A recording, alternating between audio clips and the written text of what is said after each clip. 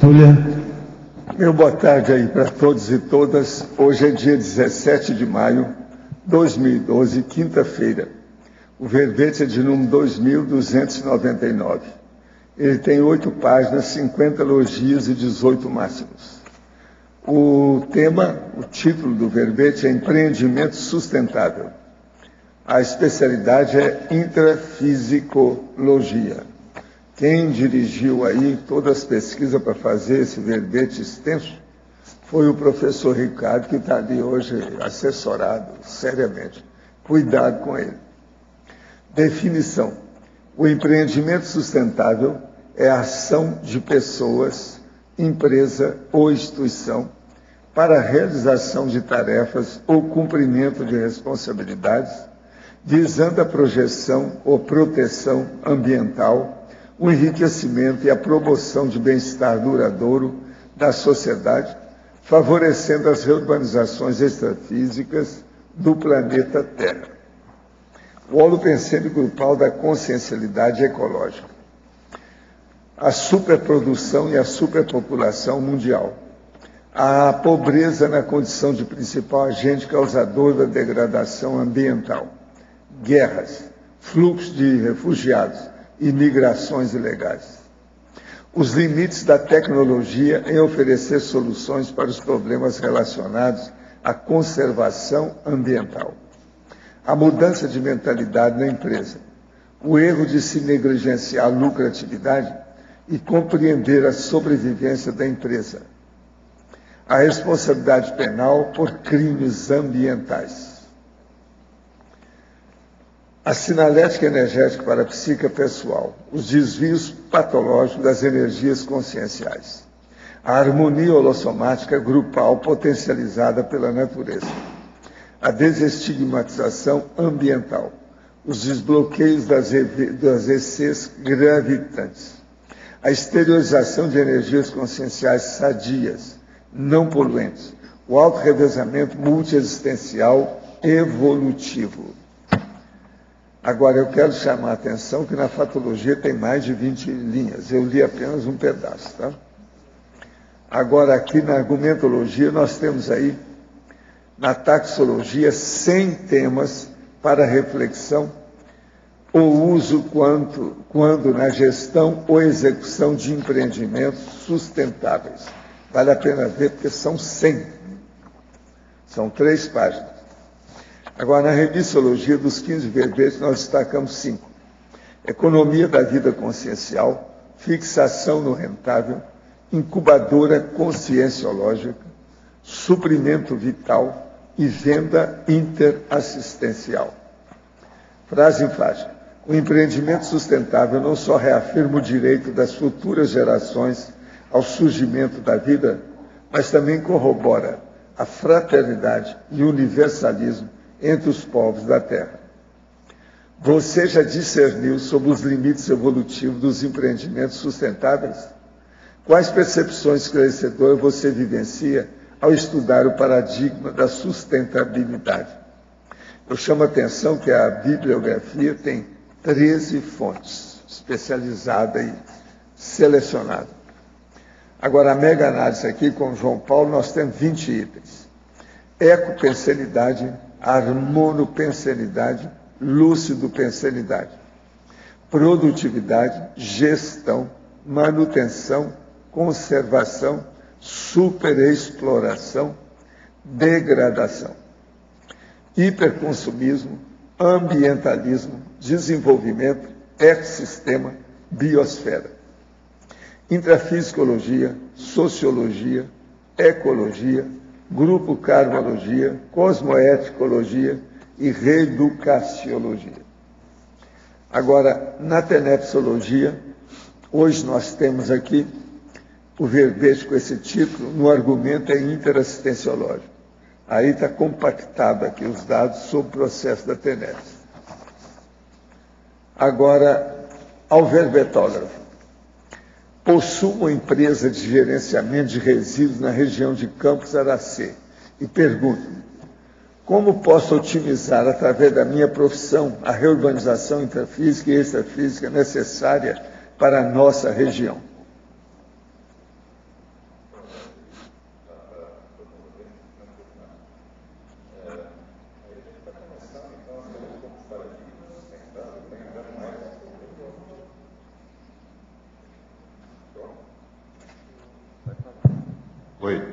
Então, a gente está saindo do paradigma da sustentabilidade e está entrando um pouco mais aí na questão do paradigma consciencial, né? E aí a gente vai ter que pensar na questão extrafísica, eu penso. A gente vai ter que pensar na questão do assédio, a questão do domínio das bioenergias, e a gente pensar na questão da pensenologia que tem no local. Então, a maior poluição que existe é a poluição pensênica. A gente vai ter que tratar, então, dessa terapia, vamos dizer assim, né, dessa paraterapia, que é a poluição pensênica. Eu acho que é por esse caminho aí. Agora, a que devo me atentar para alinhar as ações assistenciais da empresa com as especialidades da ARACê? Por exemplo, intrafisicologia, grupalidade, serenologia. Confiologia também, né? Eu acho que seria uma série, boa. né? Então, é questão de a gente ver a questão pensênica, a questão da RESEX, né? da conscienciometria, ou seja, a gente fazer uma renovação pessoal.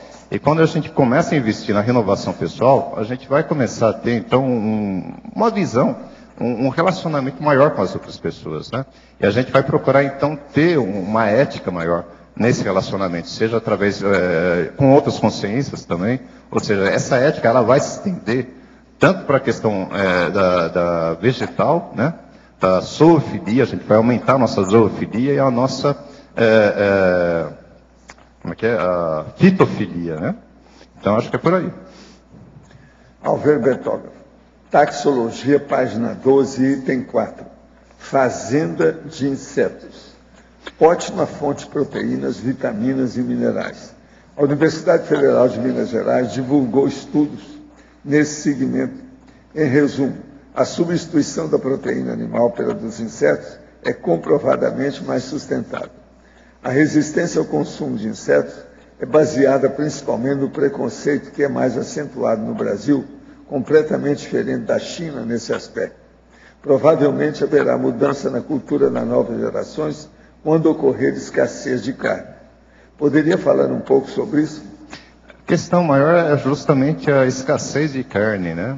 Então, você produzir, por exemplo, a carne bovina é um custo muito grande para a sociedade. Por exemplo, a questão da Amazônia, ela está sendo devastada um pouco, justamente por causa da madeireira e da carne bovina, certo? Ou seja, da criação de gado que está tendo lá. E o solo amazônico, ele não é propício nem para a agricultura e nem para a questão bovina, ou seja, para a questão da cultura de carne, né? E você pega por quilo, o percentual por quilo, por exemplo, da proteína que tem no inseto é muito maior que tem na questão, por exemplo, da carne de boi, ou de outra carne de porco, por exemplo. Então seria uma cultura que é para se pensar. Acho que no futuro, realmente, a alimentação por inseto, ela pode resolver muito do problema alimentar nosso que tem aqui no mundo. No Brasil, eles comem alguns tipos de formiga, né? Tem.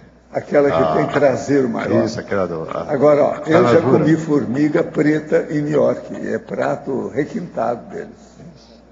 Formiga. É questão de saber fazer não o é tempero, dessas do né? Brasil, não. É do outro tipo. Agora aqui. Alver Betógrafo. Poderia comentar na Fatologia, página 8, oitava linha, de baixo para cima, a necessidade de se aprender a ganhar mais vendendo menos? A questão é você aprender a ter uma produção que não interfira, vamos dizer assim, no meio ambiente. Ele não vai degradar o meio ambiente. Então, a gente não pensar no lucro imediato, certo? Ou seja, em fazer uma economia que destrua, que degrade o meio ambiente, né? Só pensando no lucro. Então, à medida que você tem essa preocupação, você vai partir, então, para um outro processo que vai buscar vamos dizer assim, uma lucratividade menor, mas com mais respeito pela natureza, tá? Então, você não vai ter tanto essa visão de ter um lucro maior, um ganho menor, um ganho maior, né? Você vai buscar justamente o bem-estar da pessoa, o bem-estar da sociedade. E esse bem-estar que vai ser o maior valor para você, né? Isso aí eu acho que vem muito, começa com a recim da pessoa. Então tem uma conexão muito grande entre recim e sustentabilidade, eu penso. Na Parafatologia, página 8, segunda linha, de baixo para cima. A esterilização de energias conscienciais sadias não poluentes. É a questão da renovação pensênica. Você, melhorando seu padrão pensênico, isso vai reverberar, então, no meio ambiente, né? E você vai buscar fazer empreendimentos, ações que sejam mais, assim, harmoniosas em relação à intrapsicologia, certo? Você não consegue expandir a tua consciencialidade ou a tua energia consciencial onde que tem um ambiente degradado, onde que tem um ambiente poluído. Então, se você conserva esse ambiente, a tua energia consciencial, ela é mais potencializada, né? Gente, eu estou aqui com a Gazeta do Iguaçu, que é o nosso jornal aqui, de sábado e domingo passado, que está falando aqui na página A7 da cidade. Internautas pedem construção de viadutos na BR-277 com um tuitaço. Em menos de 15 minutos, o tema já estava entre os mais comentados em todo o Brasil. Internautas de Foz, região até mesmo de demais cidades do país, demonstraram mais uma vez como as redes sociais podem mobilizar pessoas a serem usadas para reivindicar. Por meio do uso do hashtag, algo como palavra-chave, que é o viaduto Foz, na sexta-feira, dia 11, eles pediram a construção de viadutos em Foz do Iguaçu por meio do Twitter. O assunto ficou entre os mais comentados do país por cerca de 2 horas. Realmente aqui falta viaduto. Então é um caso para se estudar. E, inclusive tem aqui falta de viadutos, um comentário também que saiu aí na mesma Gazeta no dia 11, dia anterior. De modo que vamos ver o que vai acontecer pouco a pouco com o processo dos viadutos em Foz do Iguaçu, que nós precisamos realmente. Agora, outra coisa que eu queria dizer para vocês, que no dia de hoje nós estamos completando 146 neoverbetógrafos. Com mais 4 nós temos 150. 150 já está caminhando para quase 1/3 dos 500 que a gente está querendo. Vocês veem que isso é possível. Outra coisa, o total de verbete, de neoverbetes feito por esses neoverbetógrafos, chega a 311 hoje. Tá certo? De modo que eu espero que vocês, então, durmam com barulho desse, mas acorde para trabalhar, porque a gente tem que dar um jeito nisso. Né? Agora, eu entrego o Ricardo aí para você. Ali. Ricardo, na página 9, a paradoxologia, aqui o segundo paradoxo, o paradoxo dos limites da tecnologia obrigando a sociedade do conhecimento a tornar-se sociedade do autoconhecimento. Podia dar uma ampliada. Acontece o seguinte, né, Arlindo, é que a tecnologia ela tem limites. Então, o principal aspecto que a gente vê aí é a questão consciencial. Para realmente você ter uma implantação do paradigma da sustentabilidade, não é questão tecnológica. Ela tem um certo limite para você conseguir a proteção ambiental ou então evitar uma extinção de alguma espécie. O principal, vamos dizer assim, é a intencionalidade da consciência. Né? Se você amplia essa intencionalidade cosmoética através de uma renovação pessoal, aí sim você vai realmente começar, né, a ter uma potencialização maior justamente com o uso da tecnologia também. Então, o que falta mesmo é a questão da vontade. Sem vontade, não adianta você ter tecnologia, né? Agora, na página 8, a teoriologia, a refutação da teoria do darwinismo social. Ah, tá. É a teoria do Spencer, né? Que ele falava que o mais apto é que tende a sobreviver na sociedade. Então, o que a gente diz é o seguinte, o ideal é você sempre acolher as pessoas, né? É você procurar, então, reeducar e fazer essa pessoa a ter um melhor, vamos dizer assim, uma convivência melhor dentro da sociedade. E não buscar essa competição social que ele defendia, certo? É nessa teoria aí, que é do darwinismo social. É uma teoria de quem pode mais sobrevive. Isso, um negócio exato. assim. Então, ok, obrigado, hein?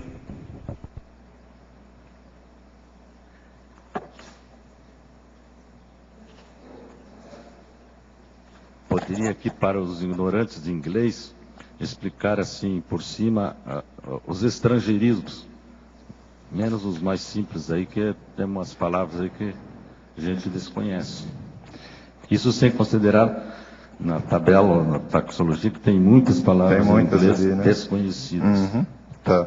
Ó, atuação do Zeitgeist, né? Isso aí, então, é espírito do tempo, que o pessoal diz, né?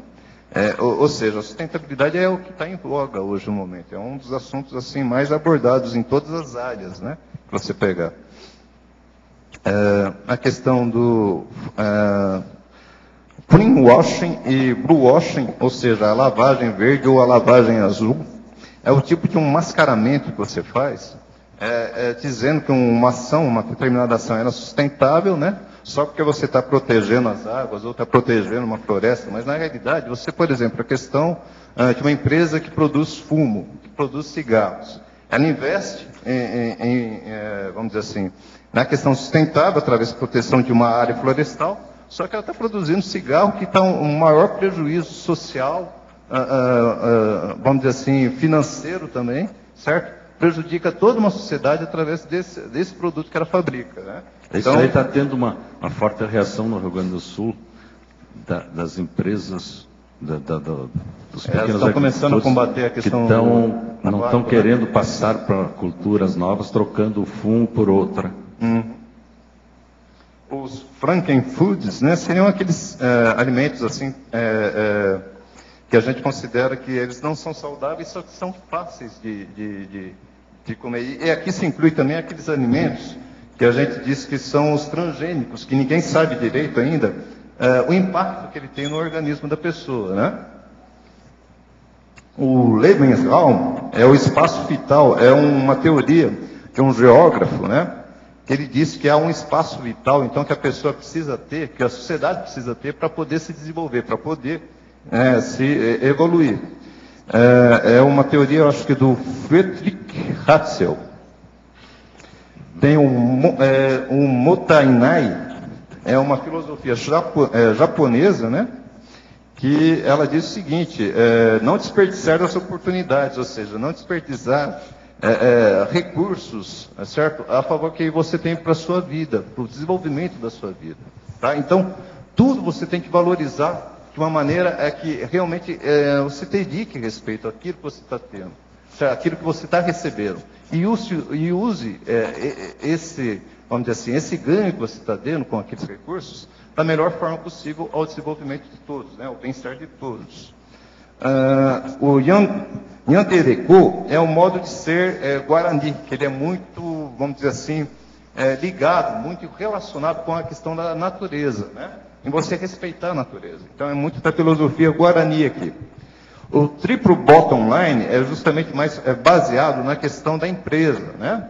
Que você vai pensar aqui no lucro, né? No profit, no planeta, ou seja, nas pessoas, aliás, no ambiente, né? No meio ambiente, no people, ou seja, na questão social, nas pessoas, né? E o whistleblowers, esse whistleblowers aqui, são os delatores das empresas que prejudicam o meio ambiente, tá? Então o nome que o pessoal dá são whistleblowers. Está faltando algum? Acho que não, é? Não. Por hora, obrigado e parabéns, porque há muito tempo a gente discutia sobre verbete, né? Okay. Finalmente saiu. Obrigado. Tá. Oi, Ricardo. Na página 7, você podia ampliar esse coloquiologia, esse ambientalista melancia e o investidor tubarão? Ah, tá. O ambientalista melancia é aquele que é verde por fora e vermelho por dentro, né? Ou seja, ele é comunista na realidade. Isso.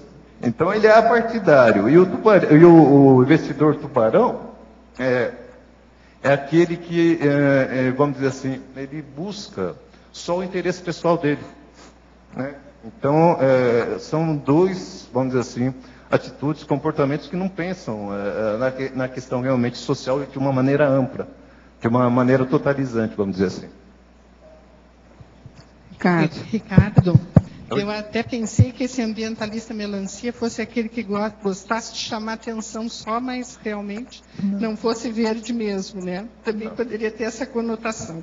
Mas o que eu quero te perguntar é na página 11, na taxologia, o item 5, análise do ciclo de vida. A gente sabe que determinados produtos, quando é feita essa análise do ciclo de vida, alguma fração na confecção do produto é verde, ou seja, ela não tem custo ambiental, mas alguns outros segmentos têm. E geralmente as empresas ganham um selo verde por conta de uma... Por causa daquela fração durante a produção, né? Entre a confecção e o consumo. Eu gostaria que tu falasse um pouquinho sobre isso. Olha, eu não conheço bem assim, essa questão da análise do ciclo de vida, assim, nunca acompanhei numa empresa, né, mesmo, como é que funciona essa questão da análise. Mas se realmente você faz uma certificação só por causa daquele pedacinho, dentro da filosofia do desenvolvimento sustentável, ele está furado. Ele não é um produto verde, vamos dizer assim, não é um produto sustentável. Então teria que ser refeita, né, essa questão, essa certificação que você fez para essa empresa. Exatamente, pelo modismo verde, a pessoa compra... Um monte de empresa está querendo conquistar essa certificação verde, né? Só que o produto que ela oferece não é totalmente sustentável. Então, isso aí precisaria ser visto com muito cuidado, essa certificação. Até porque é uma propaganda enganosa, Sim, né? é um mascaramento. É um mascaramento. Tá ok, obrigado. O processo de produto é um caso complexo, né? Tem que seguir aquilo que você falou também, da intencionalidade das pessoas. Por exemplo, eu estou vendo lá que o Jorge está com a camisa toda bacana de lista vertical. Mas eu, só para chatear, pergunto aí assim, onde você comprou essa camisa que você está usando? Tinha para homem? Quer dizer, isso é terrível. Você está entendendo a intenção, como é que é terrível isso aí? Não tem nada que ver com você não, tá, Jorge? Estou só falando cada camisa.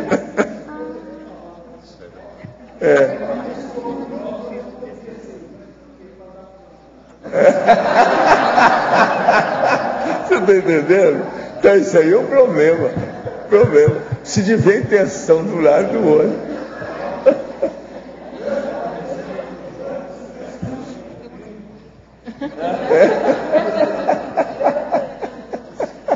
Ricardo, aqui na B. Oi, Ricardo. Oi. Filosofia. Você pode ampliar a Terra Sem Mares dos Guarani? É uma filosofia. Oi, tá certo. É uma filosofia da Guarani, né? Povo Guarani. E é justamente a questão de você ter uma convivência maior assim, com a natureza, de modo a você ter uma sinergia, né? Com essa natureza, certo? Sem destruir ela, você tirar tudo que é bom dela e oferecer para ela também tudo que é bom de você.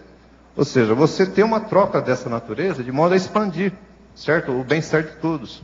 Então essa é a Terra Sem Mares. E isso aí, a natureza é um fator essencial para essa Terra Sem Mares, a conservação, a proteção da natureza, né? Está relacionado com o caminho de Peabiru? Eu não conheço o caminho de Peabiru. Não conheço. É que é tipo aquele Santiago de Compostela. Segundo algumas anotações e pesquisas que já fizeram, esse caminho de Peabiru tem mais de 5.000 anos. Passa por aqui, na Felipe Vance, Francisco Beltrão e vai até o Peru. Eu não conheço ainda. E essa questão da Terra Sem Males é relacionada à cosmoética, aqui o Ivan, tá? É relacionada à cosmoética também, né? Que é a visão pelos tupi-guaranis que eles tinham, né? Exato. É que a aldeia, né, vamos dizer assim, a vida de uma aldeia, a vida de um indígena, ela é mais simples, ela não é tão complexa quanto a nossa, né? Mas o ideal é a gente também ter esse processo aqui, né, nessa nossa sociedade aqui mais complexa também, esse respeito pela natureza. E saber, então, ter essa relação, essa sinergia com a natureza. Ricardo, aqui na página 9, sintomologia, você pode comentar a segunda síndrome? Sintomologia, página 9, segunda síndrome. Qual que é a segunda? A síndrome da Essa síndrome é justamente o que eu acho que o professor Valdo estava conversando anteontem e ontem. Por exemplo, a questão do celular, né? Que ela vai, então ele pode até causar, né, o câncer na cabeça da pessoa, quando você usa muito o celular. Então, isso aí está começando a ficar muito mais assim, divulgado, né? O pessoal está tendo muito mais conhecimento hoje em dia dessa síndrome aqui, da hipersensibilidade. Eletrohipersensibilidade. Ricardo, algumas curiosidades da taxologia. No número 22, cidades compactas, você tem algum exemplo? Cidades compactas? Isso. Então, as cidades compactas é vamos dizer assim, é um modo de você urbanizar uma cidade que eu acho que precisa ser bem pensado, né? Porque se você tem uma cidade compacta, você vai gastar menos com o transporte, por exemplo. Você gastando menos com o transporte, você vai gastar menos energia. Ou seja, menos energia também vai implicar em um aquecimento global menor, né? Você vai poluir menos. E, você vai gastar também menos recursos para você ter que levar, por exemplo, a infraestrutura dessa cidade para um lugar mais diferente. Você vai evitar a questão da especulação imobiliária, né? Então, uma cidade compacta, bem planejada, é muito mais eficiente, né? Que uma cidade que é totalmente desorganizada, sem planejamento. Sim, mas existe alguma cidade modelo que você conhece? De cabeça eu desconheço. Mas deve ter. Por exemplo, Maringá era uma cidade compacta. Tá? Foi uma cidade planejada. Agora, ela tem alguns problemas ali, que eu fiz meu mestrado em Maringá. Belo Horizonte foi também. Foi também. E fizeram depois a do contorno, no entorno. E hoje não vale mais nada. Tiver que mudar tudo. Brasília. Mas...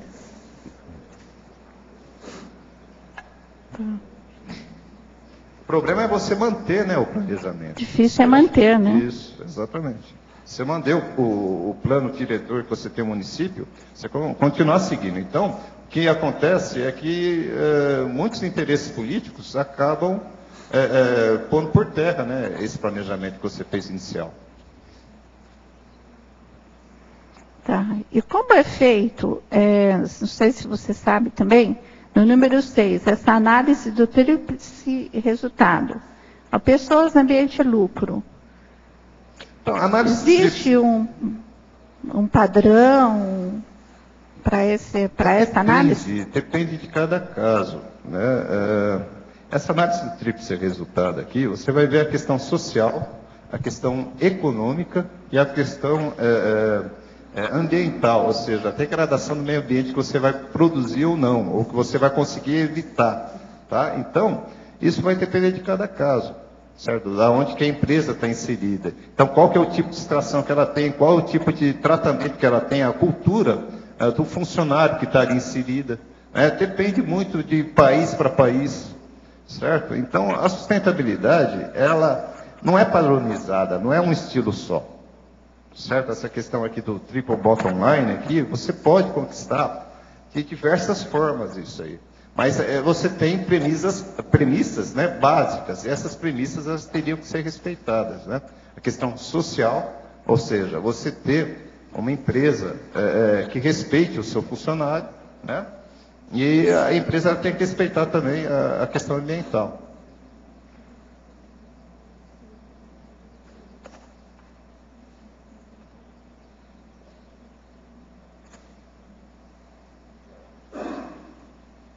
Alô, Ricardo.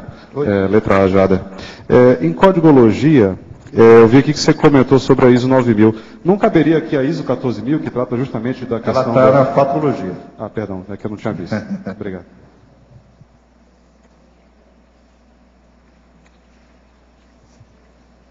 Um comparativo bom que a gente pode fazer é a empresa sustentável com a empresa consciencial. Eu estava vendo os 700 experimentos, tem vamos dizer assim, umas características ali, básicas ali, de como seria o empreendimento consciencial, né?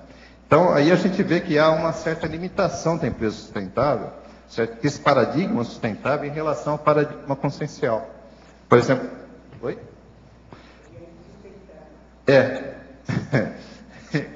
Porque, por exemplo, a questão da reurbanização envolve a reeducação extrafísica, né? Coisa que você não vai ouvir, por exemplo, na questão do paradigma sustentável, né?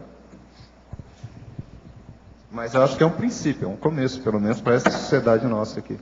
Ricardo, na fatologia 8ª e 9ª linha, o fato de atualmente serem as corporações as únicas organizações com recursos de tecnologia e alcance global para alcançar a sustentabilidade. O que seriam corporações? As corporações seriam essas grandes empresas multinacionais, né, tipo 3M, Monsanto. A Monsanto, inclusive, é bem mal vista, assim, né, vamos dizer assim, dentro do ambientalismo, né? Só que essas empresas, pela, vamos dizer assim, abrangência que eles têm, elas têm um poder, né, uma capacidade de promover a sustentabilidade muito grande. Então você não pode aliciar essas empresas desse processo da sustentabilidade. Pelo contrário, você tem que procurar uma parceria com elas. Tem um vídeo, inclusive, que é a corporação, que ele é bem interessante, ele mostra uma série de problemas que essas corporações elas provocam, né? Sem esse paradigma da sustentabilidade, que é degradação ambiental que elas provocam, questão de saúde, né? Com os produtos, alguns hormônios que a Monsanto produziu e que faziam testes, por exemplo, em animais domésticos, né? Tipo bovinos, e depois esse leite, ele era, vamos dizer assim, vendido, né? Para as pessoas. Então, tudo isso aí, a gente precisa repensar. Tá? E quando você coloca essas empresas como parceiras, né, da gente, a gente vê que elas têm uma capacidade muito grande. Então, o que essa empresa, vamos dizer assim, esse vídeo fala que ele é muito, o que eu acho que ele é muito negativo em relação à questão das corporações, tá? Ele não põe um lado positivo delas. Ou seja, esse lado das corporações também serem parceiras, serem, vamos dizer assim, ajudarem na questão da implantação do paradigma da sustentabilidade. Agora, eu estava pensando, também deve existir uma legislação específica, porque se deixar tudo por conta das empresas, muitas delas também não vão fazer. Não. Deve ter alguma legislação aí que... Não, porque o lucro, né? O que eu vejo é o seguinte, Arlindo, o lucro, ele ainda, essas empresas, elas têm vamos dizer assim, uma visão ainda muito imediata do lucro, né? Então ainda a gente tem que ter um governo forte que consiga controlar um pouco dessas ações assim mais exploratórias, né? Mas mesmo assim eu acho que vale a pena você realmente buscar essa parceria com as grandes corporações. Uma coisa que eu sei que já existe, que eu já mexi até com isso quando trabalhava lá, por exemplo, aqueles filtros para chaminés de siderúrgicas em geral, ali é obrigatório ter um filtro para fornos e tudo que emite muito gás carbono. Agora, não sei se eles seguem isso. E outras coisas mais. O problema muito sério é procurar qualificar os tipos de pesquisa que as empresas fazem. Você já pensou se o Arlindo resolver fazer umas pesquisas mais sérias agora? Por exemplo, dos ossos de borboleta, da manga de colete, do cotovelo de cobra. O que vai dar isso? A borboleta é com o Roberto Greve. Quem é que vai dar isso? Ele tem que saber como é que é, a finalidade, o objetivo, a qualificação dos processos de pesquisa. E nem sempre essas empresas explicitam isso bem. Não. O problema é esse, não é isso? Você vê. Agora, que elas têm recursos... você também fala aqui que elas têm recursos para fazer isso também. Né? Elas têm capacidade, elas têm recursos para fazer isso. Agora tem que ver se elas querem mudar a visão delas, né? A intenção delas. Esse que é o problema. Mas a reciclagem. Isso. Ricardo, era isso que eu ia te perguntar. Se você vislumbra alguma possibilidade de ter uma Monsanto, por exemplo, como parceira da sustentabilidade. Porque sabe por quê? Elas produzem exatamente o contrário. É assediadora de todo esse processo. Como é que você vê isso? Eu vejo o seguinte, está começando a ter uma massa crítica maior em relação à sustentabilidade, justamente porque os recursos estão ficando escassos, né? A água está ficando escassa, a madeira está ficando escassa e por aí vai. Se está ficando escasso, então eles estão ficando caros. Então, para a empresa, dói no bolso delas, certo? Só que já é o início. Só que doer no bolso, pelo menos já estão fazendo pensar um pouco. É muito principiante, é muito primário, mas já é uma coisa para eles pensarem, né? E a partir daí tem um livro aqui que é muito bom nesse sentido, que ele trata justamente da sustentabilidade nessas grandes empresas, que é esse canibais de garfo e faca, tá? E o que a gente vê por esse livro aqui é que realmente essas empresas, por exemplo, a questão da 3M, elas estão pensando mais, né, nessa questão da sustentabilidade, elas estão mudando um pouco o paradigma desse lucro imediato e estão começando a passar para um paradigma, vamos dizer assim, mais abrangente, mais humano, né?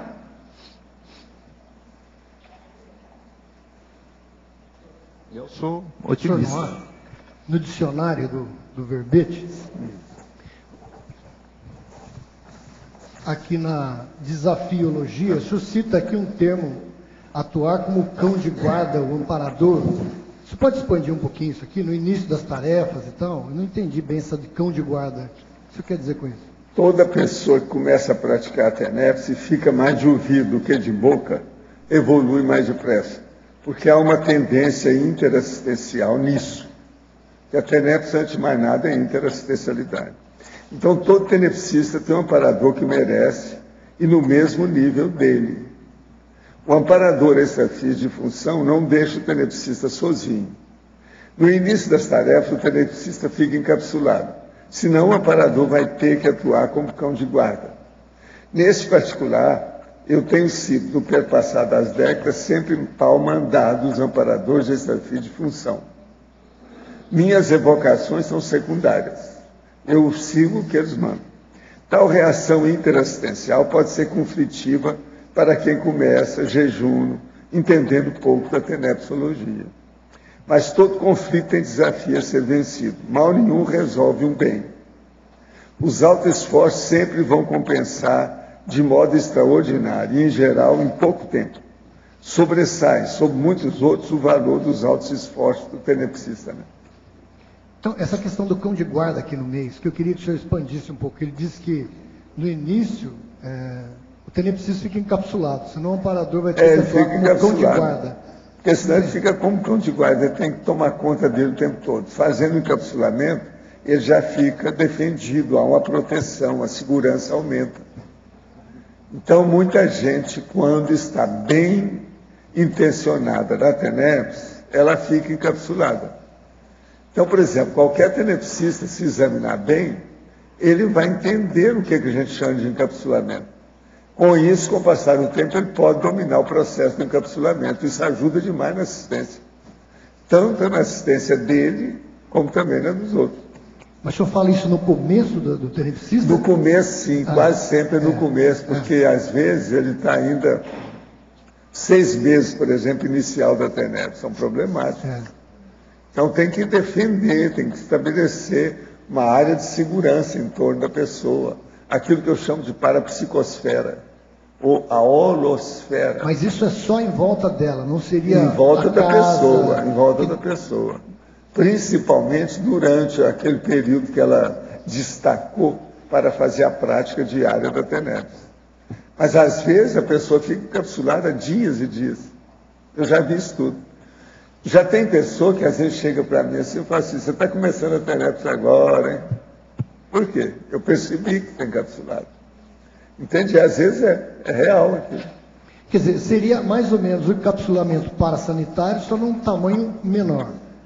Específico da pessoa, né? Para ela. Né? Agora, com isso, a pessoa arranjando essa segurança, uma proteção, ela pode desenvolver mais depressa os problemas, né? Principalmente a afinidade entre o tenepsista ou a tenepsista e o amparador extrafísico. Fazer o rapport, a afinidade. melhorar a empatia, a comunicação, a telepatia. Isso tudo é importante. Tem sua razão. Você está entendendo? Entendi. Agora, essas coisas, tem alguns dados aqui que não tem no manual da TENEPS. Por isso que eu estou escrevendo. É de propósito. Professor, esse encapsulamento da TENEPS é mais, digamos, um amparo, uma proteção para que o tenepsista não pratique, não fique escorregando toda hora, vamos dizer assim. É aquela fita amarela da polícia em torno do crime. É aquilo. Estabelece uma proteção, uma faixa de proteção. Essas coisas tem. Agora, uma coisa muito séria é isso que eu estava falando. É a pessoa, através disso, começar a entender, ver como é que funciona o encapsulamento. Encapsulamento é um processo, uma técnica de assistência pela energia difícil da pessoa conquistar. Porque é preciso saber, né? Ter algum jogo de cintura maior, uma desenvoltura com os processos de energia para entender isso. Estar mais atento à sinalética, seria isso? Agora, o que é duro é, por exemplo, no meu caso, eu vejo que a pessoa está encapsulada, ela nunca nem ouviu falar naquilo. Então, você veja, tem muita coisa que a gente tem para estudar em matéria de energia e parapsiquismo. Agora, isso é todo dia tem gente assim. Professor, agora, o melhor é essa, né? Na hora que eu vejo a pessoa, eu falo assim, você começou a ter TENEPS agora?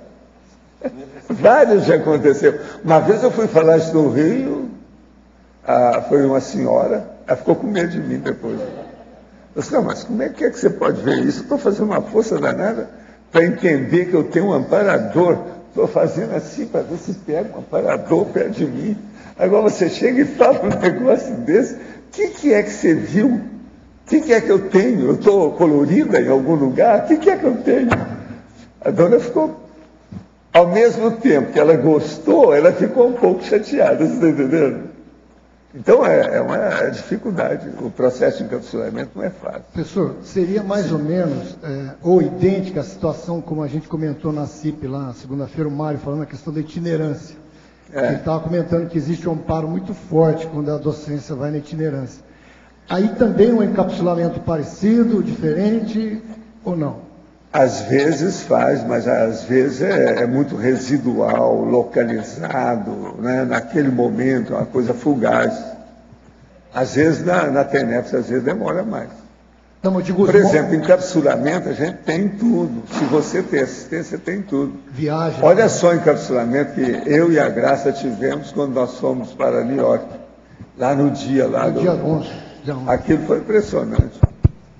E a gente sentia tudo. Entendeu? Ela mesma percebeu o negócio todo.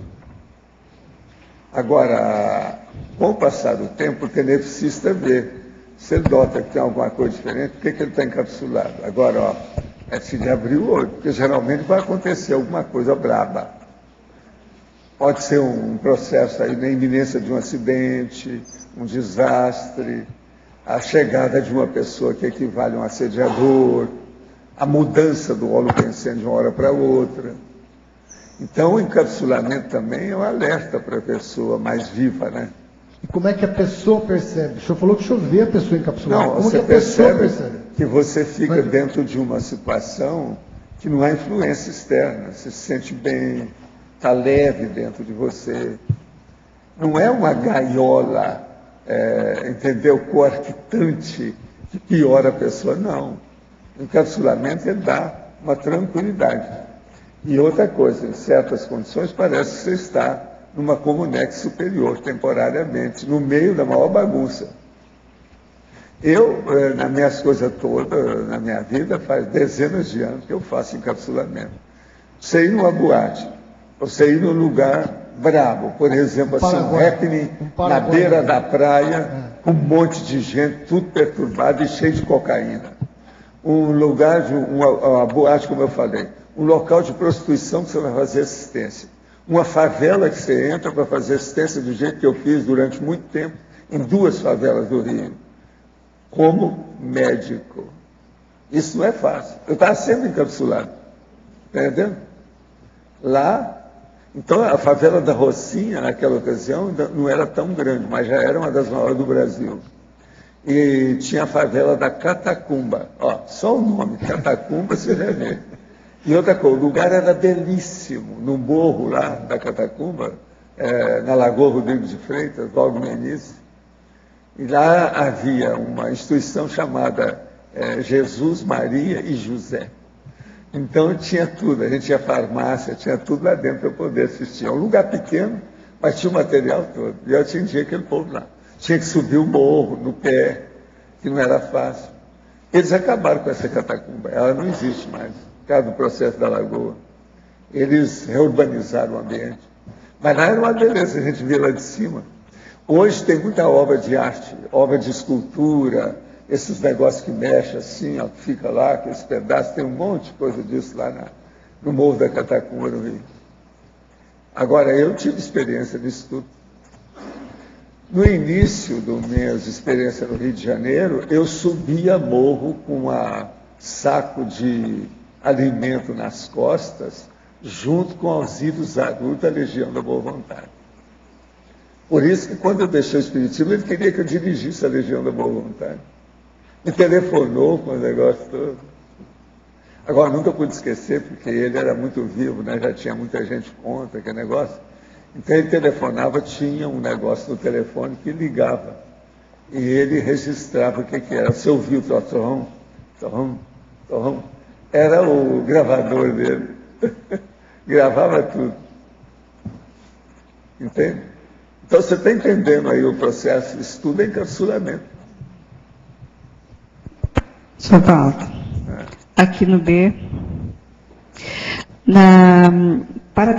para telepatiologia, na linha 4, o senhor podia comentar: o inteligente é saber ceder, o amparador extrafísico é função. Então, podia falar um pouquinho mais? O inteligente é saber ceder, o amparador extrafísico de função, que é um paratécnico.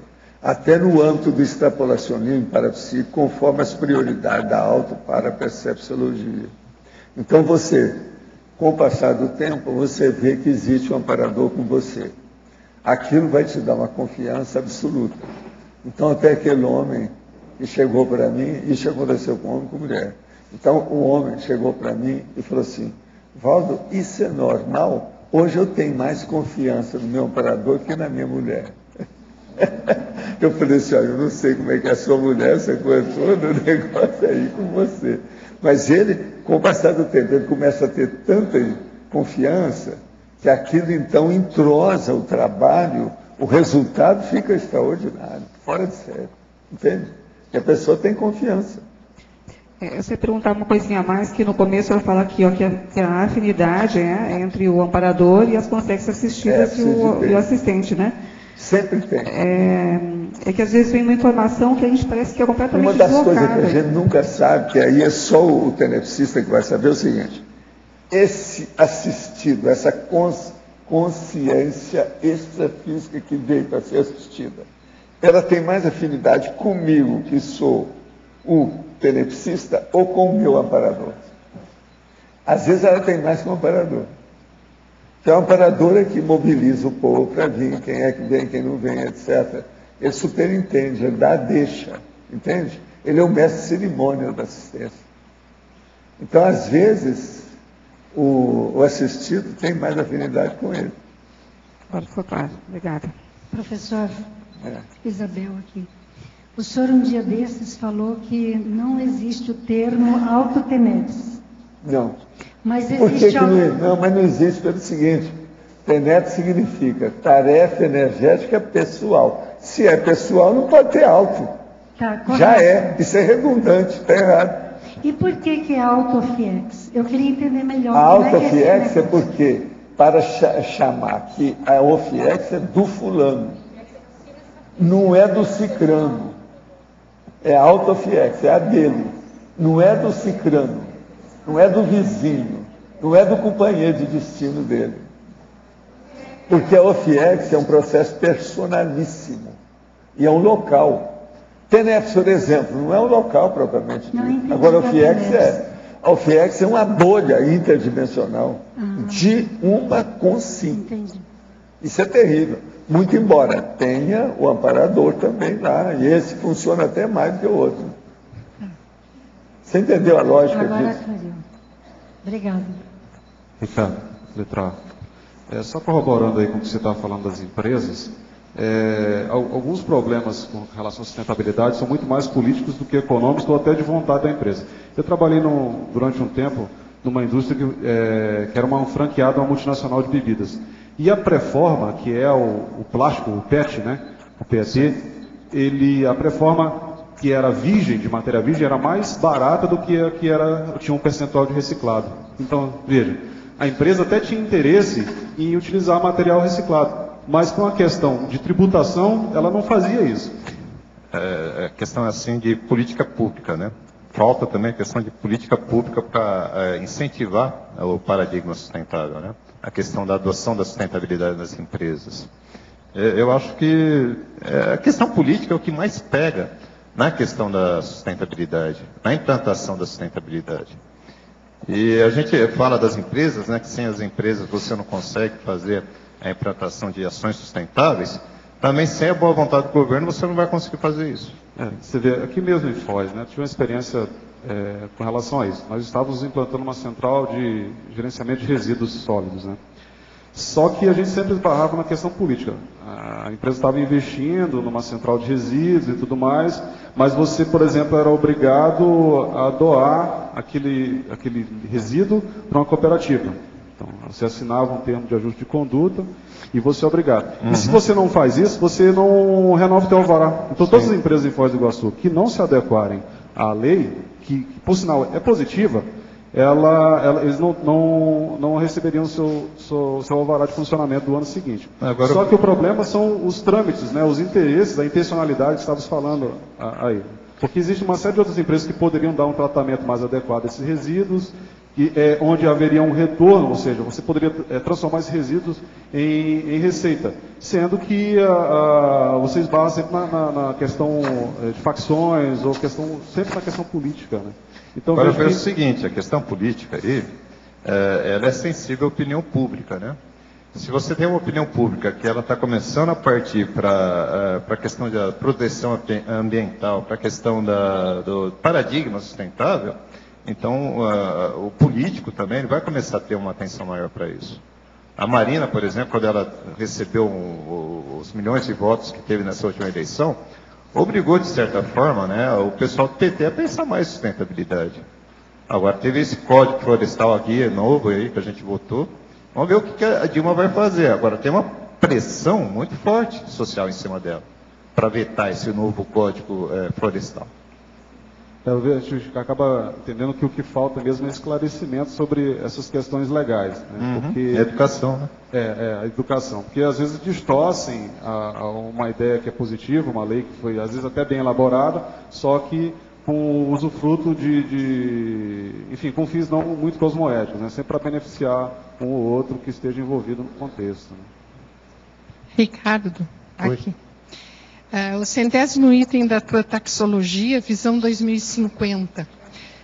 Eu gostaria de saber se tu tens conhecimento da participação da Monsanto nesse relatório? Não. Não? Não. E tu poderia falar um pouquinho sobre esse relatório?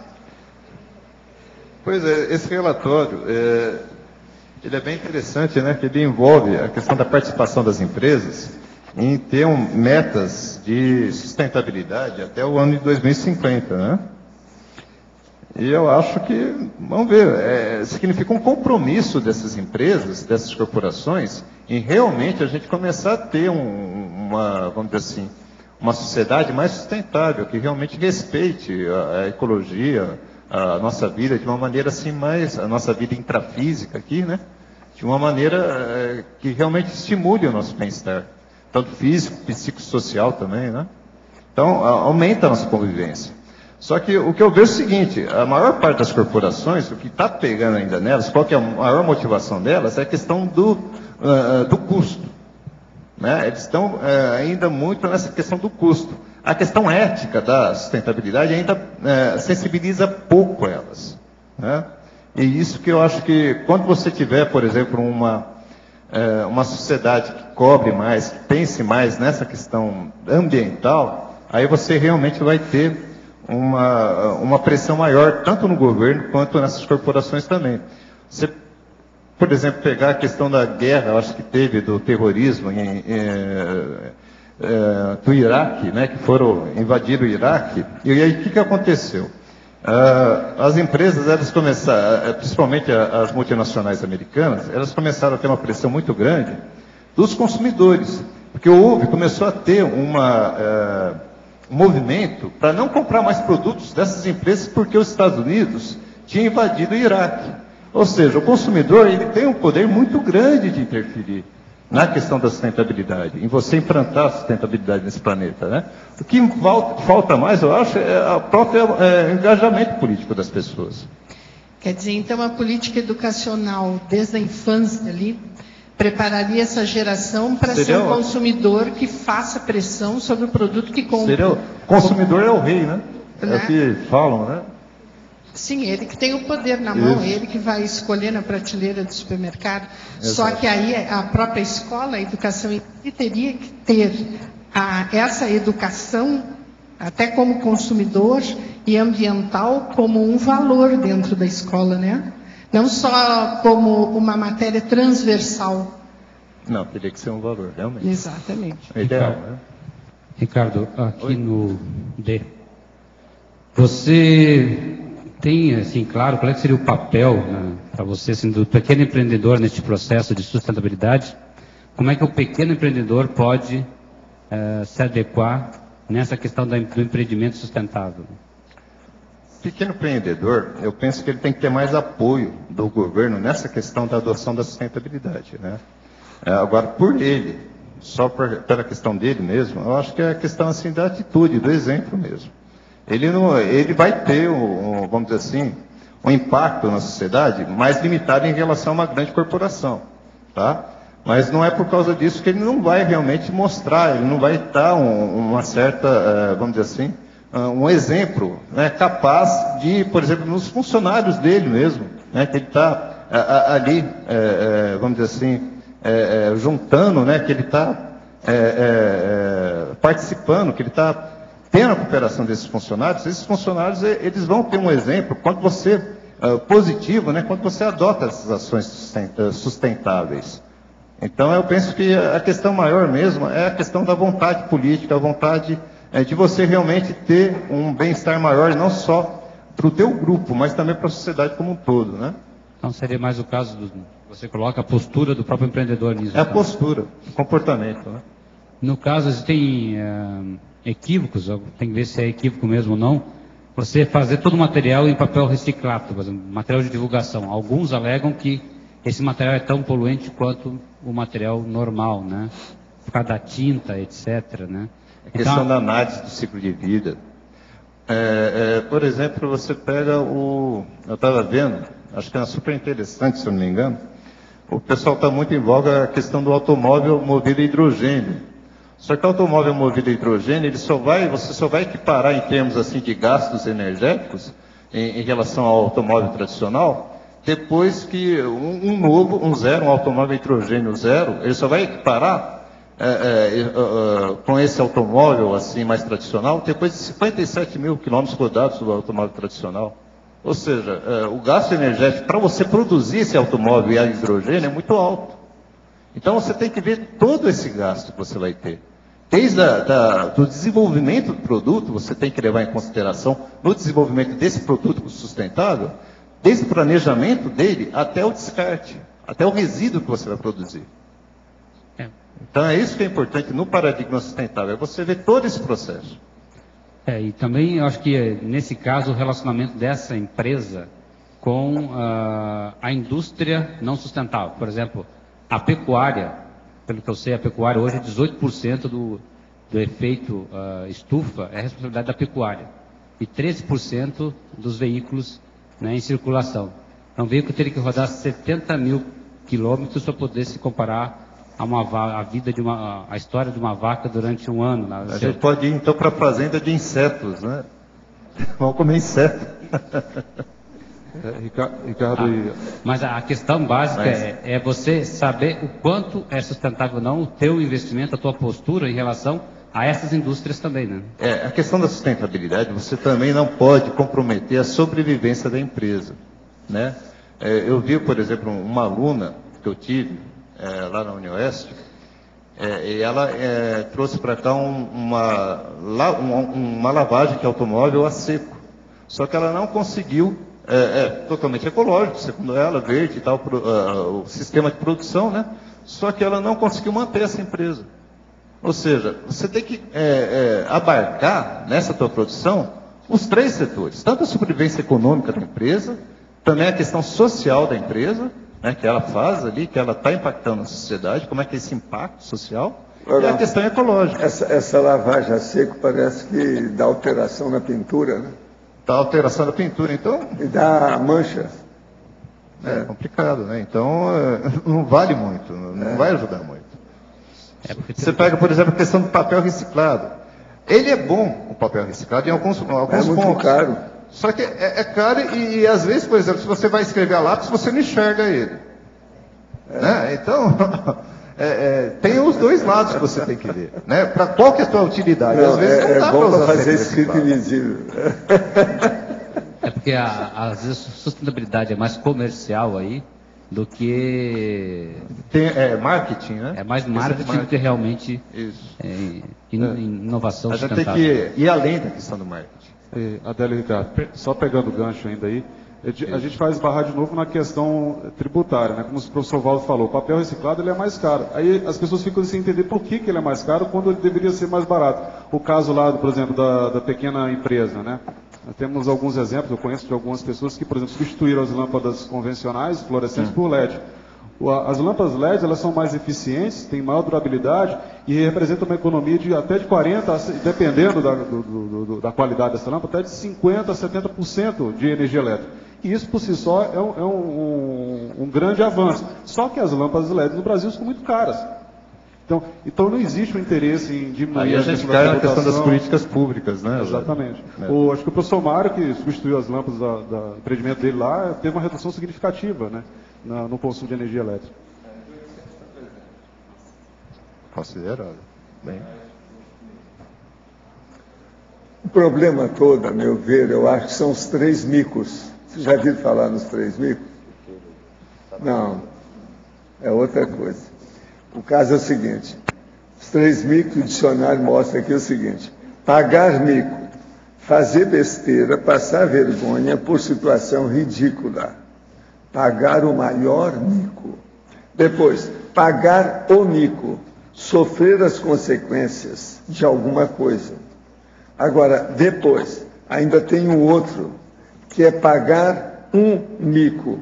Passar por momentos vexatórios diante de outras pessoas pela ação que tenha praticado ou palavras que tenha dito. Tem as 3 expressões populares com mico. Quer dizer, o que eles têm contra o mico, hein?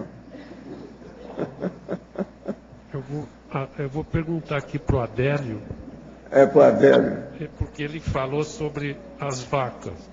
Por que a vaca polui tanto? Pergunta séria, parece gozação, mas é o metano. O metano produzido. É o metano, a vaca cria a morte. Ela dá a vida para um lado e a morte para o outro lado. Todo é um processo gasoso. Você tem todo o processo. De flatulência. Além das flatulências, você tem o processo do próprio rejeito, a questão do estrume, né, em si. Ele gera metano. Você pode transformar isso aí em biogás. Então, esse rejeito, esse dejeto dos animais, pode ser transformado em biogás. Então, com isso você elimina a influência direta do metano, né,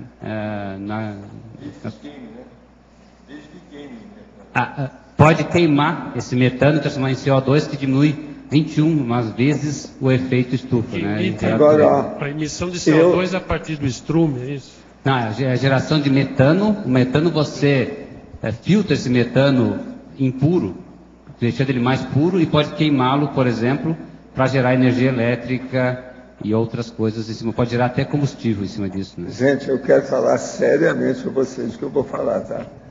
O caso todo é o seguinte: eu, se pudesse, erigia um monumento às vacas. São elas que me ajudaram demais a estudar. Vocês vão perguntar por que não? O caso todo é o seguinte: Quando eu era garoto, dinheiro era uma dificuldade danada. Então a gente pegava as pizzas da vaca. Sabe o que é pizza da vaca? É aquilo. Então a gente pegava, colocava aquilo dentro de saco e vendia por peso. Com o dinheiro eu podia comprar livro, assinar revistas, etc. Tal. De modo que eu devo muito às vacas. Não vão falar contra elas não, que eu dou conta. Devido à pizza. Que ela é perfeita, ela já sabia fazer pizza antes dos italianos. Que aquilo cai no chão, já faz uma pizza perfeita. Eu catava isso, colocava no saco de alinhagem e vendia. Era o adubo. Isso é da minha infância. Eu escrevi isso até no dicionário lá, sabe? Eu devo muito às vacas. Você já leu? Entendeu lá? Pois é.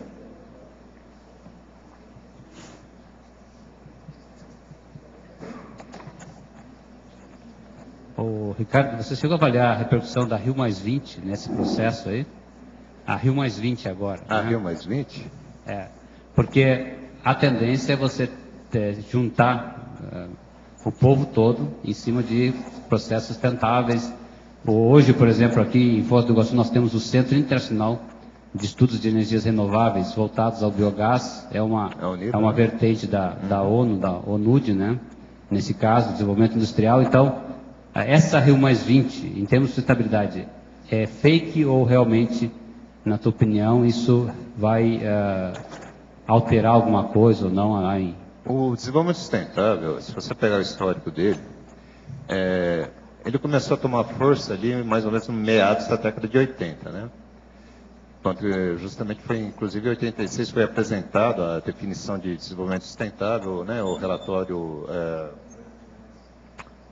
Qual que é mesmo, Marcelo? Isso. Isso em Estocolmo foi em 70, né? Já foi mais um movimento ambientalista, isso. Só que o que acontece? A Eco 92, o pessoal diz que ele despolitizou muito essa questão do desenvolvimento sustentável na Eco 92. E aí ela perdeu um pouco a força dele. Então os países eles começaram a ter um desenvolvimento, pensar o desenvolvimento de uma maneira muito despolitizada, mas pensando na questão do crescimento econômico mesmo. E essa questão aí da sustentabilidade, da proteção ambiental, de uma vida, de um desenvolvimento mais... vamos dizer assim, voltado ao bem-estar, ela começou a ser deixada um pouco de lado. Apesar de ter surgido o IDH naquela época, tudo, né? Ela começou a ser deixada um pouco de lado. Vamos ver se a Rio+20, então, ela começa a politizar mais, e a realmente a engajar os governos de uma maneira mais politizada e mais, vamos dizer assim, eu acho que engajada mesmo, né? Nessas questões da sustentabilidade.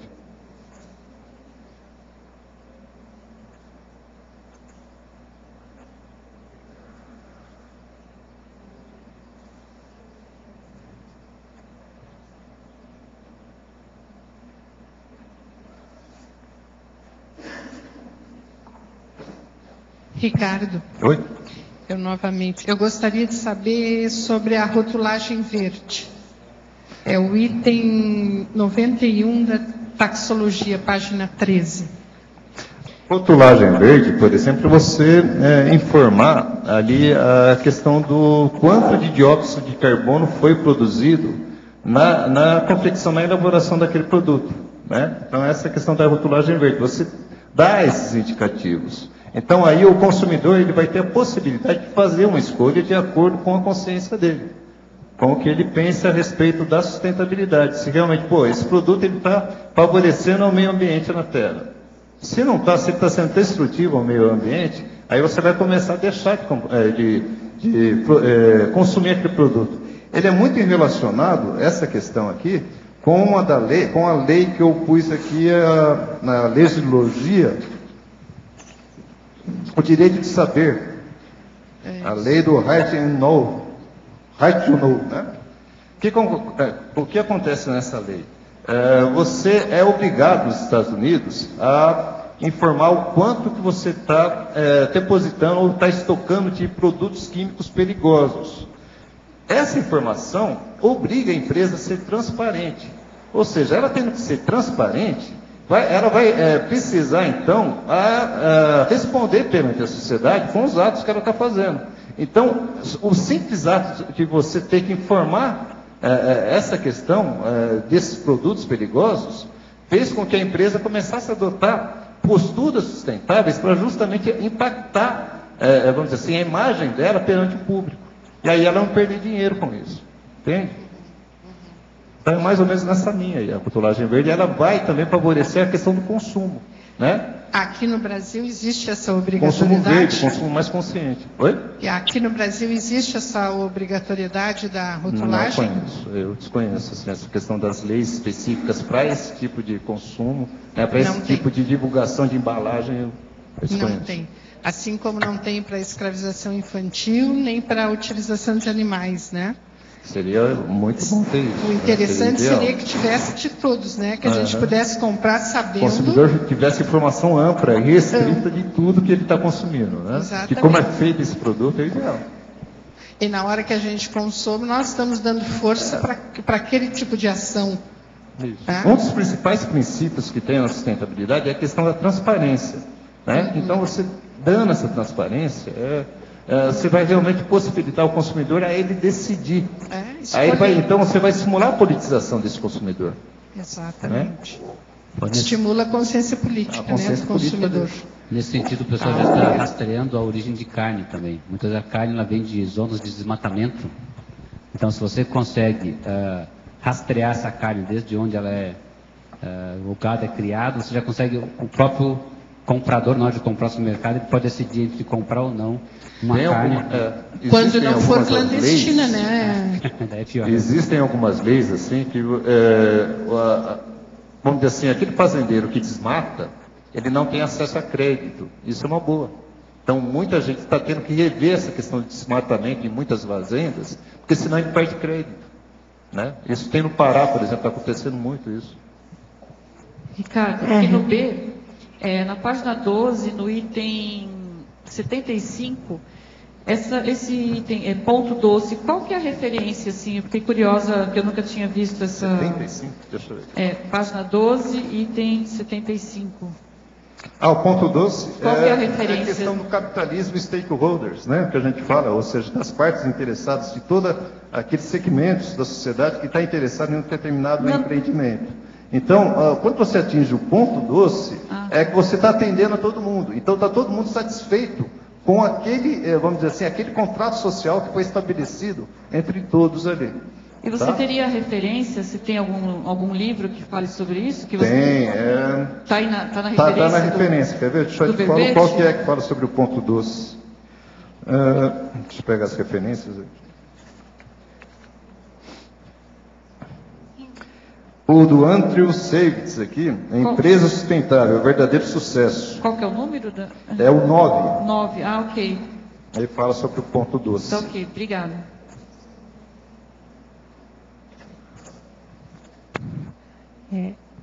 Ricardo, oi. O tema é bem atual, né, bem bacana. Érica aqui no D.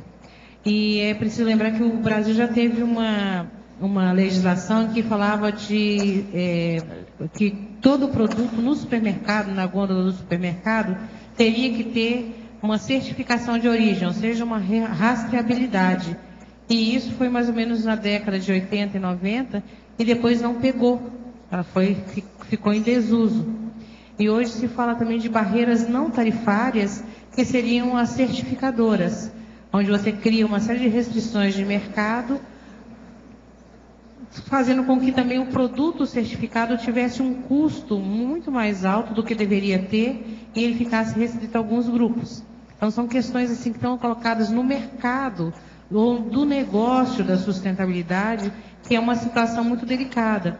Existe aqui na região oeste do Paraná uma coisa muito bacana que se fala de uma certificação solidária e uma responsabilidade solidária na produção de alimentos limpos. E isso, então, faz com que as associações de produtores rurais possam fazer a própria acreditação do alimento limpo. O que não diminui a responsabilidade do consumidor em visitar os produtores, conhecer esses produtores e criar um vínculo até para saber se não está tendo uma ação entre amigos que seja nefasta aos demais. Que isso também acontece nesse meio. Então, tem só essas coisas assim para contribuir. Você já me apresentou, inclusive, lá o pessoal lá que produz o produto orgânico, né, aqui em Foz. De vez em quando eu já sou cliente até.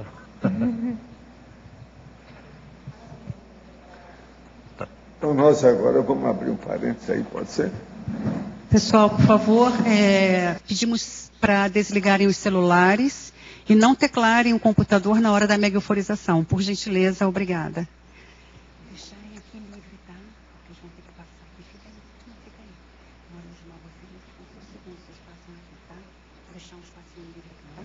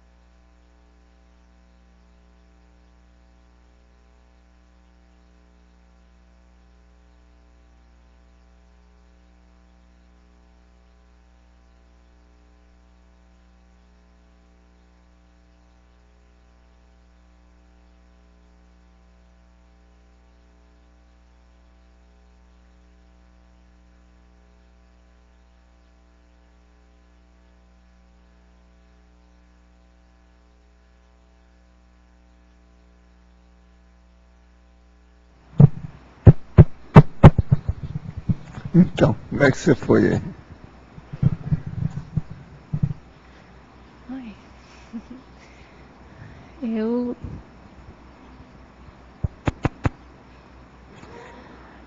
Eu tentei controlar bastante, né? Porque o cardio, desde a hora que eu soube que viria, estava acelerado. Ah, é? E eu não queria que ele interferisse. Mexeram nela, tá vendo?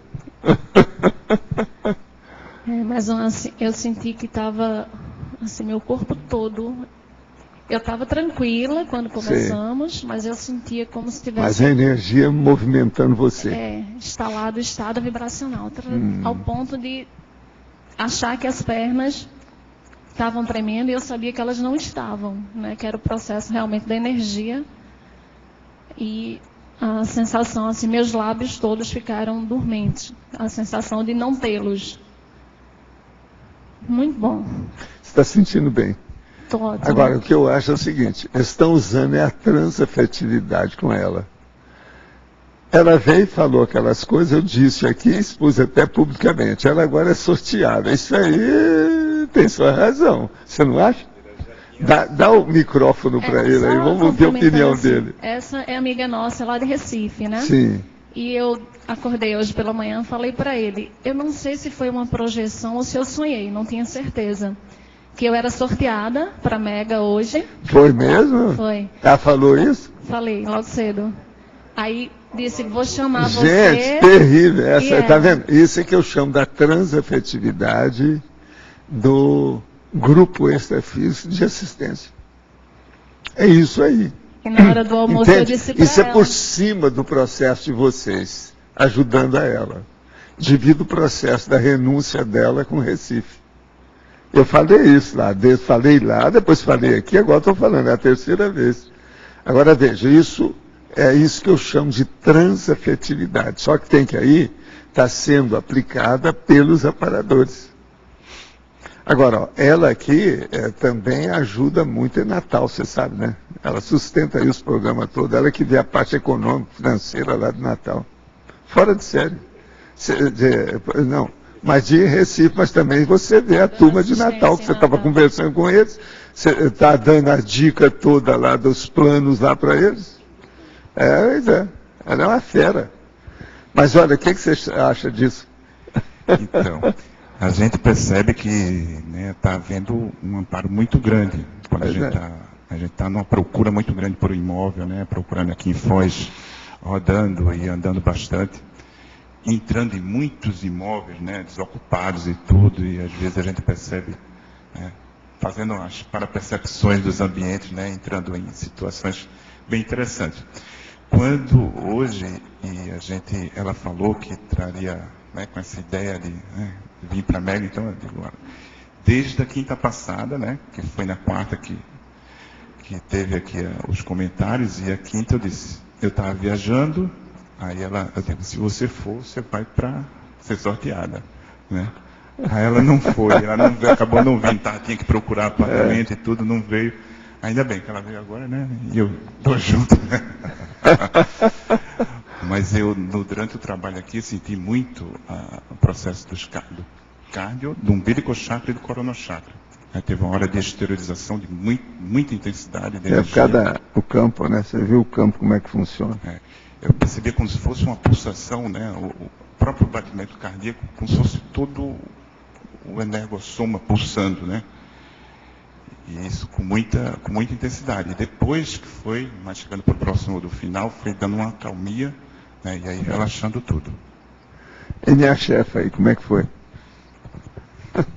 Não, eu também no começo estava com o cardiochakra muito acelerado. Aí fui tentando controlar também, aí com alguns, não sei quanto tempo exatamente, o cardiochakra acalmou e eu me senti envolvida pela energia. E aí começou a ter, eu acho, um trabalho energético na cabeça.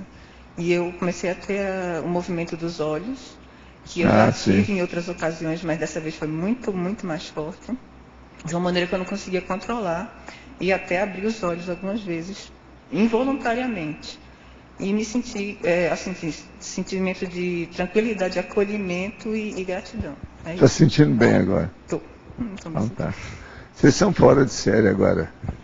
É ela que fez isso, ela que desencadeou muita coisa aí no processo de energia. Eu falei que ela é boa nisso. Vamos ver aí o que vocês vão fazer, onde é que você vai trabalhar aqui com as energias. Isso é importante. Tá ok? Muitas graças.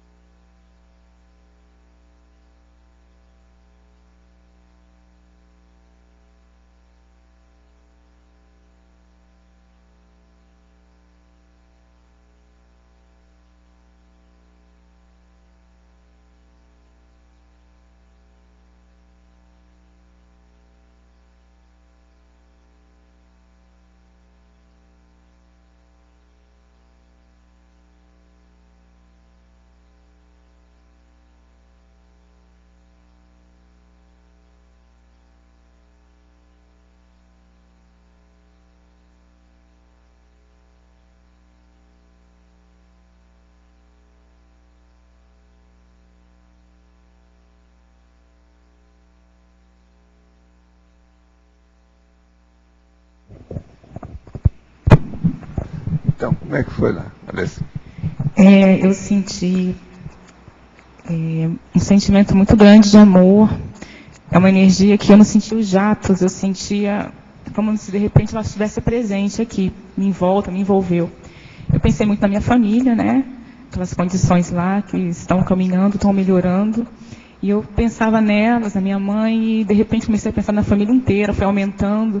Então, o que eu sentia era como se tivesse alguma conexão aqui do meu cardiochakra para essas pessoas, para todas essas consciências, né, do meu grupo Karma, quem eu conheço, quem eu não conheço, com Sim, com CX. E era como se eu fosse um epicentro mesmo dessa situação. Eu me reconheço como um epicentro desse movimento aí todo que está acontecendo. Mas foi muito intenso, era muito suave e ao mesmo tempo muito intenso esse sentimento de amor, de reconciliação, de perdão. Foi muito positivo. Muito bem. E você, como é que foi lá? Foi muito forte, né? Movimentação de energia. Também senti assim, esse sentimento de fraternismo muito grande, de amor e de reconciliação também. Foi muito grande. Tem muito pensamento sobre isso para mim também. Então foi... Você sabe, é muito raro acontecer isso que aconteceu com você, né? Acho que isso aconteceu umas 2 vezes só. Que a pessoa que está defendendo o verbete vinha aqui. É a primeira?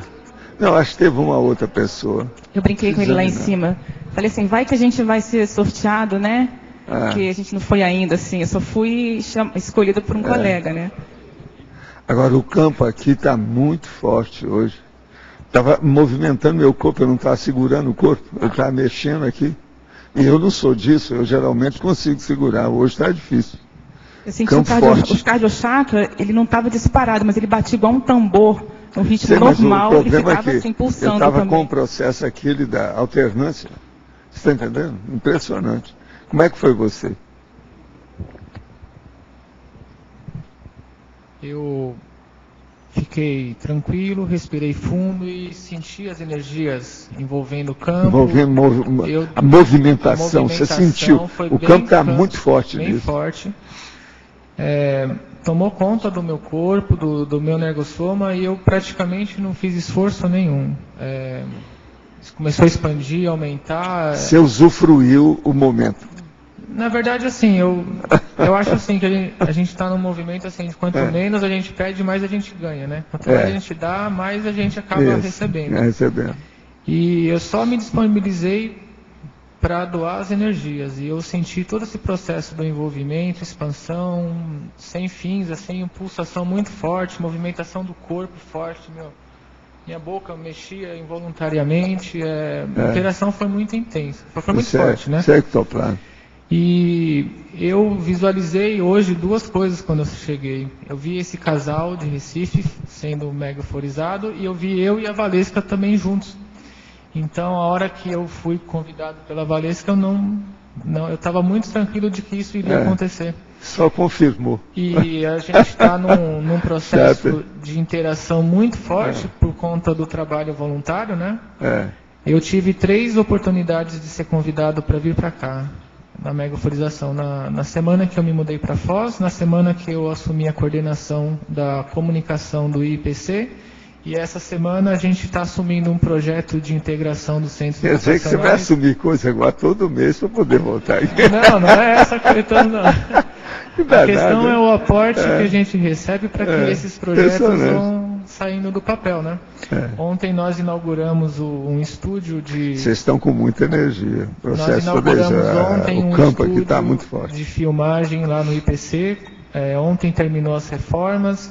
A gente assumiu essa semana a condição de um projeto que a gente vai trabalhar como um sistema de franquia dentro do Instituto, para poder padronizar, otimizar e expandir as atividades. Então, acho que não tem coincidência, não tem nada. É só realmente por quanto... Estão chancelando o trabalho de vocês. A gente está chancelando o trabalho. Então, muito bom. Eu venho sentindo assim, que a gente está sendo carregado no colo, porque... Toda semana as coisas que estão acontecendo entre nós, assim, a gente fala... E o Ricardo está chancelando embaixo. Isso aqui é impossível, na semana seguinte se concretiza. Aí o outro projeto, isso aqui a gente nunca pensou, também é impossível. E está tudo dando certo, né? É o empreendedorismo, né? É o empreendedorismo. É o empreendedorismo, o tema do verbete.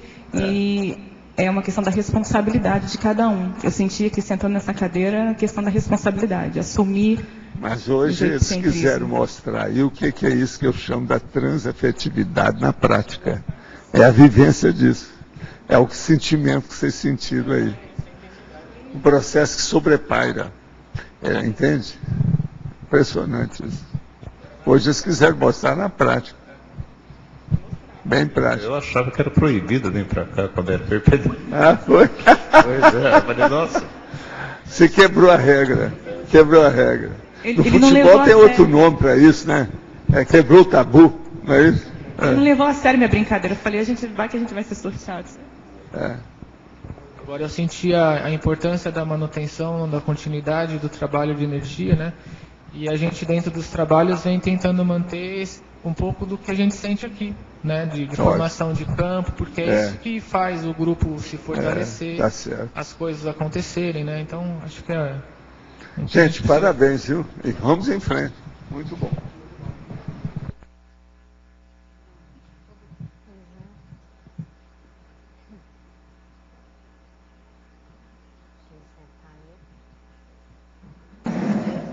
Gente, eu vou entregar a vocês aí o chefe, agora um pouco energizado, depois aí.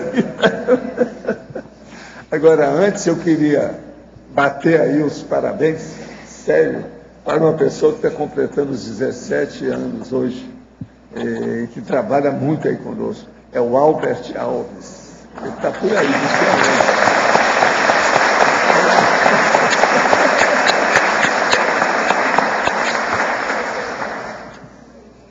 Ricardo, aqui na letra B, na página 8, na Fatologia, na segunda linha de baixo para cima, você menciona ali o curso Bioenergia Sem Muros do IPC, né?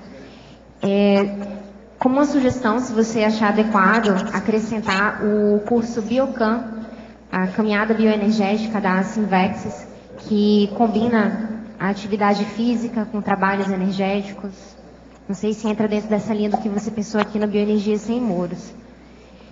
E ainda na Fatologia, eu gostaria que você comentasse 3 pontos. Na 9ª linha, de baixo para cima, tem escrito assim: a visão crítica sobre o próprio sonho de consumo. Se você puder comentar isso. Na 7ª linha, de baixo para cima, o abandono das zonas de conforto. E na 6ª linha de baixo para cima, lá no finalzinho, a reatividade substituída pela proatividade.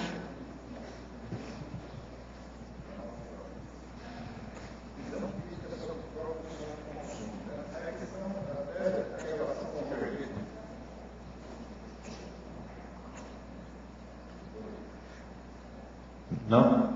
Isso. Em relação até com a pergunta de Pedro, que é a síndrome do hiperconsumismo. Então a gente é bombardeado nessa nossa vida intrafísica por uma série de propaganda, né, de marketing, para a gente consumir mais, para ter mais produtos. E às vezes a gente não tem lucidez de quão é necessário esse produto que a gente está afim, que vai atender uma determinada necessidade nossa, né? Então a gente tem uma postura mais crítica em relação a essa compra, esse produto que a gente está querendo consumir. A questão aqui do abandono da zona de conforto, a sustentabilidade, ela envolve você ter um empreendimento, que é uma reperspectivação, vamos dizer assim, ou seja, uma reciclagem de valores, né? Inclusive, por exemplo, produtos que você quer comprar, alguma coisa nesse sentido, certo? Então, você tem que pensar a sua vida intrafísica de uma maneira totalmente diferente do que realmente a maior parte da sociedade intrafísica ela traz para a gente. Tá? Você vai pensar nos outros de uma maneira mais... Qual que é o impacto que você está tendo na tua produção que você está fazendo, no serviço que você está prestando, no produto que você está comprando, para os outros, para a sociedade, para o meio ambiente, de modo geral. Então, sair dessa zona de conforto, você não ter essa pouca lucidez quando você faz uma atitude. Tudo que você faz, então, tem um impacto na sociedade, no meio ambiente. É isso que você tem que pensar e tem que levar em conta, né? E a criatividade substituída pela proatividade é justamente você não ser passivo perante a SOCIM. Você ter vamos dizer assim, proatividade, então, para realmente você defender premissas, princípios que sejam favoráveis à questão do meio ambiente, que sejam favoráveis à questão da vida no planeta. Para você buscar, então, evitar transformar o nosso planeta num lixeiro, que está acontecendo atualmente, né? Que o nosso planeta está, vamos dizer assim, o consumo excessivo, esse hiperconsumismo, ele está levando o nosso planeta a uma degradação do meio ambiente, né? E a gente precisa, então, começar a pensar novas formas de produzir, novas formas de consumir e de viver em cima, ou seja, no fundo a gente tem que pensar novas formas de vida, de você viver essa vida intrafísica, né? E a reciclagem, a Recim, a Ressex, ela é fundamental nesse ponto. Ricardo, Ricardo aqui no B, na página 9, paradoxologia, o segundo paradoxo, o paradoxo dos limites da tecnologia. Já conversamos sobre isso. Que foi falado. Então, a questão aqui a tecnologia ela tem limites, né? O que importa mais aí é a própria pessoa, a intencionalidade, a vontade da pessoa em querer mudar, certo? Isso vai potencializar a tecnologia, mas ela simplesmente por si mesma, você não vai conseguir, por exemplo, implantar um paradigma sustentável só com tecnologia. Você tem que ter, acima de tudo, intencionalidade nesse sentido, né? A vontade nesse sentido, de querer realmente mudar o paradigma vigente aí de destruição que a gente tem aí, de não pensar, certo, nas consequências de uma simples compra de um produto, por exemplo, tá?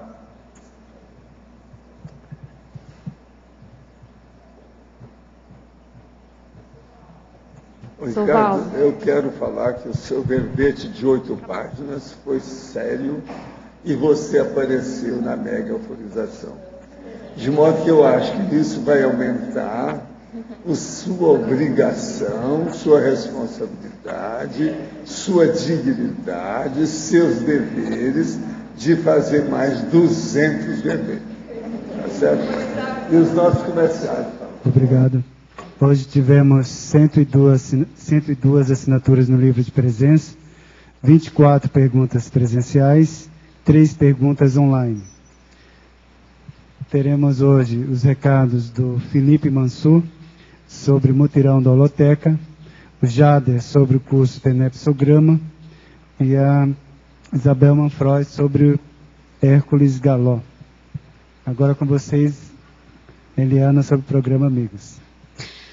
Você pode participar do programa Amigos da Enciclopédia de 3 formas. Primeiro, efetuando uma doação pontual de um valor determinado que você queira, como empresa patrocinadora, empresa amiga da Enciclopédia, que patrocina o site das tertúlias, ou como associado dos amigos, com um compromisso de 12 meses, onde você faz uma adesão e por 12 meses, então, você é amigo e usufrui de alguns benefícios. A enciclopédia, o programa, é um empreendimento sustentável e é sustentado por todos vocês, e isso a gente agradece muito. Quem não é amigo ainda, ou quem quer renovar sua assinatura, entre em contato com a recepção do CAEC, 45, código de área, 35 25 26 52, e lá você pode efetuar o seu pagamento como amigo associado ou a sua renovação, ou deixar seu contato, que nós faremos contato com vocês imediatamente. Muito obrigada.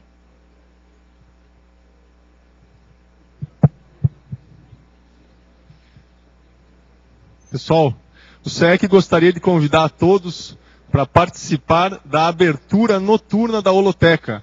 Então, desde a semana passada, no sábado, da semana retrasada, obrigado, Isabel, a Holoteca está abrindo à noite, aos sábados. Isso daí foi uma ação em conjunta do pessoal da Holoteca, do grupo da Holoteca, que está disponibilizando todo o acervo e tudo que a Holoteca tem para os pesquisadores, também num período alternativo, porque muitas pessoas trabalham à tarde e não podem frequentar a Holoteca. Então, é sábado à noite, estou aqui com o Lindomar e com a Isabel, são os coordenadores da Holoteca, e eles vão falar um pouco do que é essa abertura da Holoteca à noite.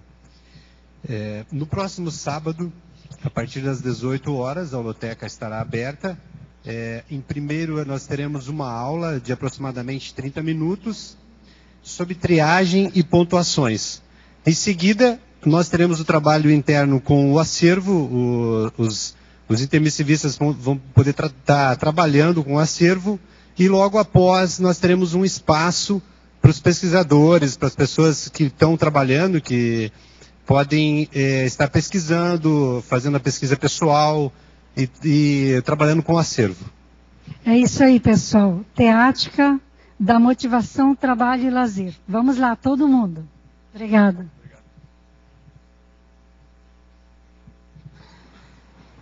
Boa tarde, pessoal. Eu quero mais uma vez convidá-los a participar do curso TENEPSograma, promovido aí pela CIP, em parceria com o CAEC, onde você vai poder aprofundar as questões da TENEPS, aí respondendo 100 perguntas a respeito da TENEPS, né? E vão ter 2 campos que você vai poder experimentar. Então é um curso sem pré-requisitos. Então, se você não é TENEPSista, não tem problema, você pode fazer o curso, você vai experimentar o que é uma TENEPS iniciante e uma TENEPS avançada.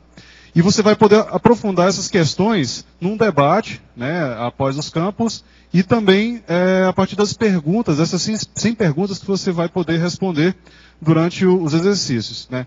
Então, os objetivos básicos aí são dar ferramentas para o TENEPSista analisar seu desempenho na tarefa energética pessoal, fornecer subsídios para os praticantes e não praticantes aprofundarem o tema TENEPS, e também auxiliar aí os pré-tenepsistas no planejamento da sua TENEPS. Então, se você não é tenepsista, você pode participar do curso, é um curso bastante interessante, onde você vai ter, reforço aí, você vai poder ter a oportunidade de experimentar campos de TENEPS, de iniciante e de avançado, tá? Muito obrigado. Esqueci, o curso vai ser dia 30 de junho e dia 1º de julho. Então, as informações no CAEC e na CIP, tá? Obrigado.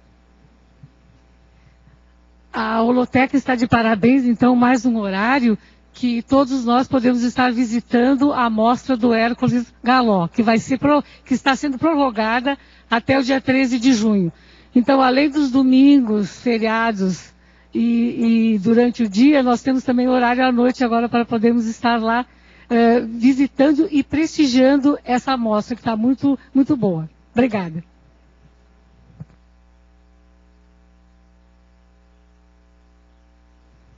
Para amanhã, o verbete eleito é o convite providencial, especialidade Amparologia, de autoria da professora Adriana Lopes.